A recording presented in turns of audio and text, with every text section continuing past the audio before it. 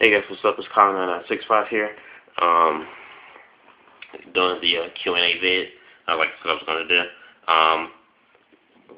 Didn't have a lot of people ask a lot of questions, but that's fine because the few people that did send in questions, you guys asked a lot of questions, enough where enough where I can expound upon in this video, where it might be like 20 minutes. So for the few who did send in your questions, thank you guys. So I'm just gonna jump right into it. So the first question I have is from one of the guys from the IWR show, good old QR. And your question is, if you had to change one thing, if I had to change one thing about the WWE, what would it be? Well, the one thing that I would have to change about the WWE would be the creative team. Excuse me. That's one thing that'd be the first thing I touch if I was in charge of WWE, is the creative team. Get rid of a lot of those writers that that don't know jack about wrestling at all. Get rid of those guys. Replace them with people who understand the wrestling business, who understand the knowledge.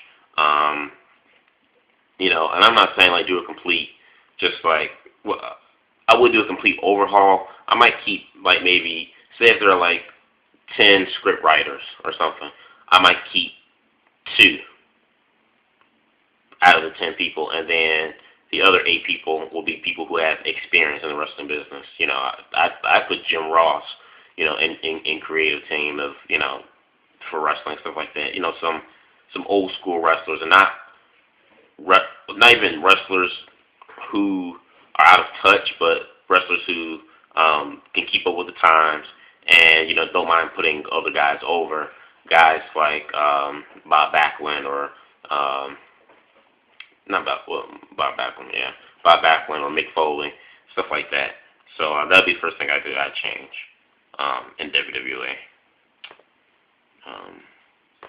And the rest of the set of questions come from the J-Man himself, the IWR show. So your first question is my favorite entrance theme song.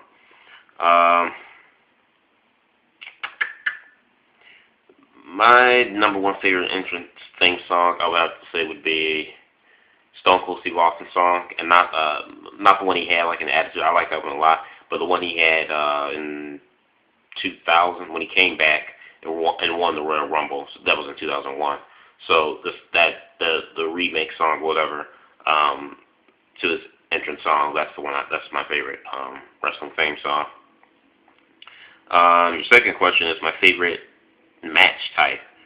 So I guess you're saying like what type of gimmick match do I like? For me, I've always been a big fan of Hell in a Cell. Hell in a Cell was always my favorite. Although I still will probably consider Hell in a Cell to be my favorite type of like match. All this completely watered down now. In this generation, in wrestling, it's completely watered down. But beyond that, I also like one match I think I might like more than Hell in a Cell is the Elimination Chamber, just because it's different. Unlike Hell in a Cell, where you get your wrestling, but you also use weapons and stuff. In the Elimination Chamber, there are no weapons, because after a while it's like, I'm fine with guys hitting each other, in the head with kendo sticks and stuff like that, but I also like to see my wrestling in those type of matches. I like where it's the balance, where you get some wrestling, 50% of wrestling, and then you're 50% of whacking each other across the head with steel chairs and kendo sticks and whatever you can get your hands on. And sometimes in Hell in a Cell, you really don't get that. You'll get more of the Hell in a Cell in current generation, at least, in wrestling. It's more fighting than it is a mixture of fighting and wrestling. But with the Elimination Chamber, you get nothing but wrestling. The only weapon you have is the cage itself, and you just randomly just throw people on top of that. But you actually get to wrestle in there, and also how you randomly pick people. How people are randomly picked. They're locked in the cage, and the last person standing in the ring, and it's an elimination style base, and the last person standing in the ring wins. So I'll probably say Elimination Chamber. will probably be my new number one favorite current type of gimmick match. Your third question you have was my favorite underrated match. Well, two underrated matches to me come in mind. One was the one between Samoa Joe and Kurt Angle that they had in TNA. I don't know what pay-per-view it was. Was it Slammiversary or something in 2007 or 8? I've known quite a few fans who loved the match between Joe and Kurt Angle, but then there were just as equal as many people who did not like the match between Kurt Angle and Samoa Joe, and they really didn't like it that much. Another match that I thought to be underrated, but I enjoyed it a lot, was Daniel Bryan versus Low-Ki back in Ring of Honor, which was back in 2006, I think. Yeah, six-ish. And this was back when Daniel Bryan was the ROH champion. That was another match, kind of like the Samoa Joe match. A lot of people, they didn't like it, but I don't know. I like that match a lot. I thought it was good. So those would be my two favorite underrated matches that come up at the top of my head right now. Your number 4 question is underused wrestlers that I'd like to see get a push. Underused wrestlers that I'd like to see get a push. Number 1 for me, in WWE at least, is definitely Drew McIntyre. Drew McIntyre, I think, is probably my number 1 guy I would pick in WWE, who's underutilized now and needs to get like a big push. Another one I would think of too in WWE. Drew McIntyre. I put John Morrison up on top too, because he's gone. He's dwindled down a lot this year, during the whole Trish Stratus thing. So he's one I think needs to. He's been underused a lot, and he needs to get a big push. As for TNA, I would like to see Samoa Joe. Can't help plug that enough. Pope is definitely another one that I think, but Bobby Roode, but that didn't come into fruition, as we all know, because we all know I'm boycotting TNA. But anyway, so yeah, as for Ring of Honor, there really isn't anybody in Ring of Honor that I think they're being underutilized in ROH. Although I do think ROH needs to add more talent to their roster, but I don't think there's anyone in ROH I can say that I think is being underutilized. I think everyone fits in where they need to be. Your number 5 question is, out of all the Undertaker's opponents at WrestleMania, which one of them do I think would have made the most sense in defeating him and ending his streak? And who do I think should face The Undertaker at WrestleMania 28?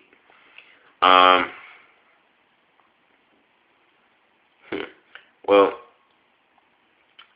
I think, to answer your first question about The Undertaker, that out of all his matches he had at Mania, which one of them I think would have made the most sense in him ending someone ending his streak? The only person I can think of, I would probably say Triple H from WrestleMania this year, due to the fact that like I said, it might have made more sense. I don't know if you may agree with me on this or not, but Triple H. Triple H has done everything. Triple H is a 13-time world champion, Royal Rumble winner, headlined so many WrestleManias and pay-per-views, has beaten some of the top stars. But it's like as much as Triple H has accomplished in his career, the one thing he has not done is defeat The Undertaker and end his streak at WrestleMania. He failed at it once, and so it's like although WWE tried to put the blindfolds over our eyes and pretend like they never fought before when they clearly fought at Mania 17. I think it's one of those kind of things, where kind of like how it was like with Shawn Michaels, where it's like Shawn Michaels failed the first time in fighting The Undertaker, and it's like that just ate at him for an entire year, and it's like, I have to beat you now, kind of like that. So I'd probably say Triple H maybe. But as far as who do I think should face Taker at WrestleMania, that's kind of hard to say who I think should face Undertaker at WrestleMania 28, because right now, the lack of development, the lack of talent in the roster, or developed talent, I should say at least, in WWE, it's like you really can't put many matchups against Undertaker at WrestleMania unless you were to bring, a well-seasoned veteran like a Triple H or Chris Jericho or, John Cena, stars that are actually established and that are main eventers. So that's kind of hard. But if I was to pick, I'd probably say maybe Randy Orton. Although Undertaker's faced Orton before at Mania. Maybe this can be, Randy Orton's another chance for Randy Orton. I don't know. I think Randy Orton might be one. I think that would be good. Like I said, Chris Jericho is in talks that Chris Jericho may be coming back for a short-term type of deal, in time for WrestleMania. So if Jericho comes back, for WrestleMania, put him in the match with Undertaker at Mania. Jericho, has been preaching over the last 2.5 years when he's in WWE that he's the best in the world at what he does, and he's the first undisputed champion in history, defeating both Rock and Austin in the same night to earn the distinction. Well, one thing he can't say that he's done, and that's in the Undertaker's, immortal streak at WrestleMania. And so I think if to have Chris Jericho come in and say, yes, I've become undisputed champion, I've done this and that, but one thing I will do that no other man has ever done, and that's in the Undertaker's streak, I think that'd be good. I definitely don't want to see Undertaker versus Triple H version 3, although WWE might be gearing towards that direction if, they can't come up with anybody else. Because originally, before this Rock and Austin thing was sealed tight, it was actually supposed to have been John Cena versus The Undertaker. Well, John Cena is a heel versus The Undertaker at WrestleMania this year, as a matter of fact. And it's supposed to be like, Undertaker goes in as the world champ. John Cena is a heel, WWE champ, and bring both world titles together. However, that didn't work out. They scratched that, and, well, we got what we got at WrestleMania 27. But, yeah, I'd probably pick Chris Jericho because I really can't see anybody else. CM Punk, I wouldn't want Punk to be in a match with Undertaker. They had a good match at Hell in a Cell a couple of years back, but I don't know. I think I don't know. I guess I don't want to see a full-fledged babyface face the Undertaker. I think it just makes better sense, if it's a heel. And WWE has had baby faces, face Undertaker, whether it was Batista, Triple H, Shawn Michaels back-to-back, so it wouldn't be like the first time Undertaker faced a baby face at Mania. But, I don't know, and then Chris Jericho's a good ring worker, too, so.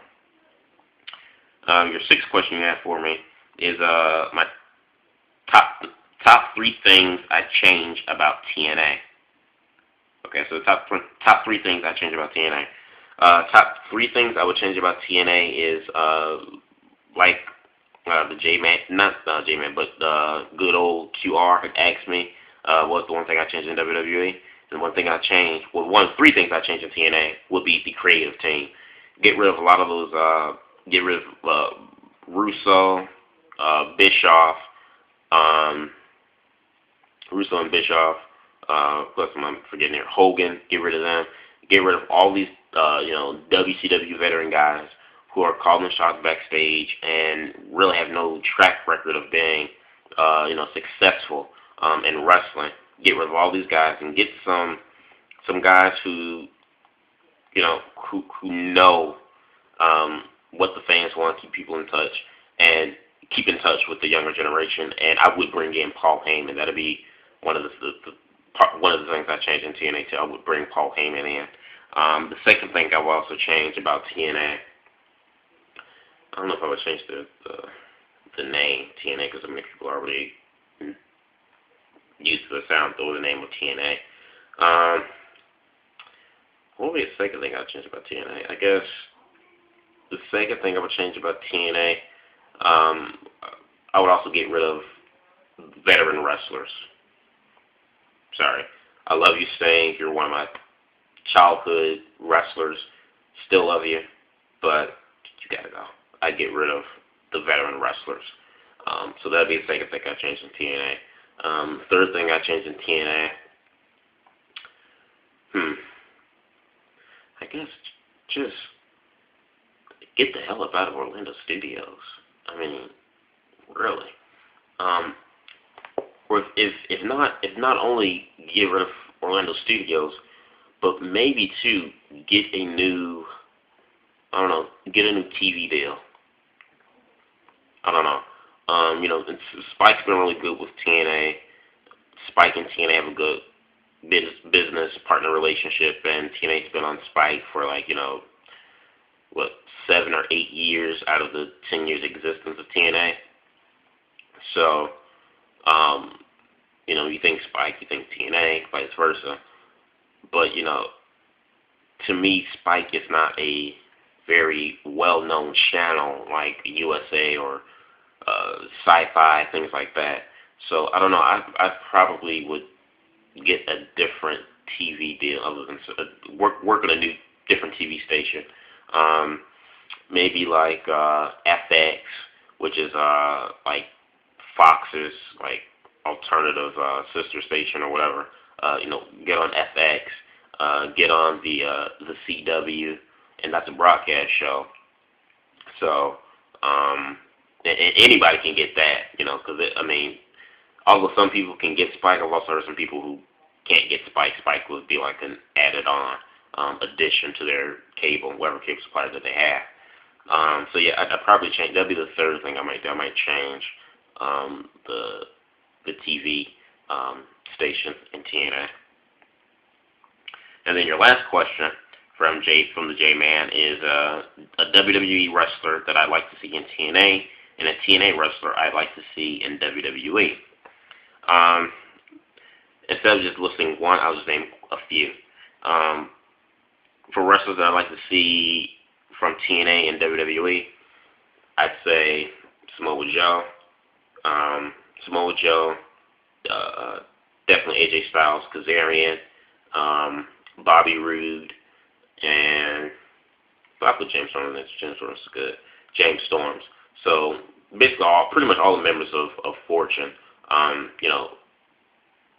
Styles, Kazarian, Beer Money, and did I mention 5 people?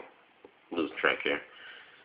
But and Samoa Joe. There you go. So the 4 members of Fortune and Samoa Joe. Those would be the 5 guys I'd want to see from TNA go to WWE. Any wrestler like in WWE go to TNA. It will really matter now if any wrestler going to TNA, because TNA won't even. Well, I'll take that back. TNA will push any WWE star over their own talent. But any wrestler from WWE on TNA, I could see probably a John Morrison. I like to see in TNA. I think that would be cool.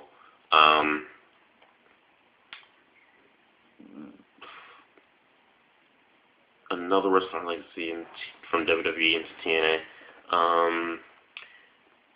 Maybe to I don't know, Kofi Kingston. I think would make a excellent addition to the X division. So yeah, definitely Kofi Kingston, John Morrison. I had another guy just slipped my mind. I'm not a big fan of Cody Rhodes, but I put Cody Rhodes in TNA too. Yeah, those would be like the top 3 guys I would put. Those are the 3 guys I would take from WWE and put them into TNA. Really no main eventers. I would want to see in WWE and TNA.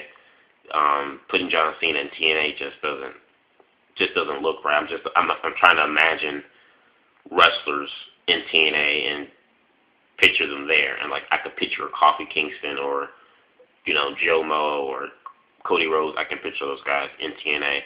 I can't even picture CM Punk being in TNA, and he was there for a quick cup of coffee back in 04 and 05. But I can't even picture him in TNA at all. So yeah, so this is it for my questions. Thank you, J-Man and good old QR for sending in your questions. Hope I answered your questions. So yeah, thanks for sending them in. And for anyone else who watches this video, guys, I always do a Q&A vid every Saturday. So leave your questions that you have about wrestling or non-wrestling related topics that you want my opinion on or thoughts on. You can send your questions on this video or send it on my inbox or private message. It doesn't matter. So hope you guys enjoyed this vid, and thanks very much. Peace out.